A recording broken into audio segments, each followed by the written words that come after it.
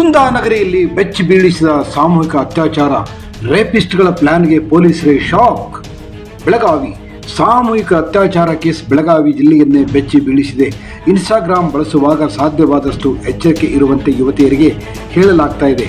ಹಾಗಿದ್ದರೂ ಇನ್ಸ್ಟಾಗ್ರಾಮ್ನಲ್ಲಿ ಪರಿಚಯವಾಗುವ ಯುವಕರ ಮೆಸೇಜ್ಗೆ ರಿಪ್ಲೈ ಮಾಡುವುದು ಮಾತ್ರವಲ್ಲ, ಅವರೊಂದಿಗೆ ಪ್ರೀತಿಗೆ ಬಿದ್ದರೆ ಏನಾಗುತ್ತದೆ ಅನ್ನೋದಕ್ಕೆ ಈ ಘಟನೆಯೇ ಒಂದು ಸಾಕ್ಷಿಯಾಗಿದೆ. ಬೆಳಗಾವಿ ಜಿಲ್ಲೆಯ ಹಾರುಗೇರಿ ಪೊಲೀಸ್ ಠಾಣಾ ವ್ಯಾಪ್ತಿಯ PU ವಿದ್ಯಾರ್ಥಿನಿ ಮೇಲೆ ಗ್ಯಾಂಗ್ ರೇಪ್ ಮಾಡಿದ್ದ ಪ್ರಕರಣದಲ್ಲಿ ಇಬ್ಬರನ್ನ ಬಂಧಿಸಲಾಗಿದೆ.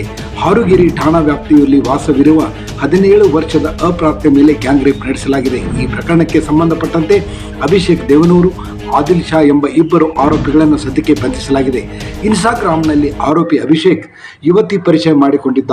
ಬಳಿಕ ಅಥಣಿ ತಾಲೂಕಿನ ಕೊಕ್ಕಟ್ನೂರು ಜಾತ್ರೆಗೆ ಆಗಮಿಸಿದಾಗ ಭೇಟಿಯಾಗಿ ಪರಿಚಯ ಮಾಡಿಕೊಂಡಿದ್ದಾನೆ. ಜನವರಿ 3ರಂದು ಯುವತಿಯನ್ನ ಪುಸಲಾಯಿಸಿ ಅಭಿಷೇಕ್ ಕರೆದುಕೊಂಡು ಹೋಗಿದ್ದ. ಸವದತ್ತಿಯ ರೇಣುಕಾದೇವಿಗೆ ಹೋಗಿ ಬರೋಣ ಎಂದು ಯುವತಿಗೆ ತಿಳಿಸಿದ್ದ.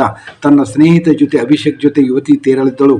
ಅಭಿಷೇಕ್ ಸಹ ತನ್ನ ಜೊತೆ ಆದಿಲ್ ಶಾ, ಕೌತುಕ್, ಬಾಬು ಸಾಬ್ ಬಡಿಗೇರನ್ನ ಕರೆದುಕೊಂಡು ಬಂದಿದ್ದ.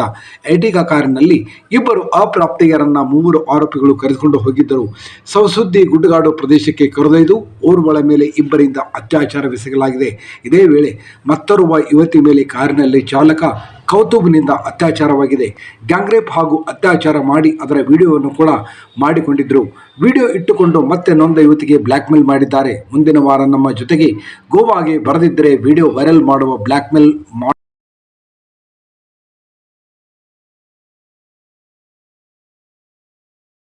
ರಂದು ಹಾರುಗೇರಿ ಪೊಲೀಸ್ ಠಾಣೆಗೆ ಯುವತಿ ದೂರು ನೀಡಿದ್ದಳು.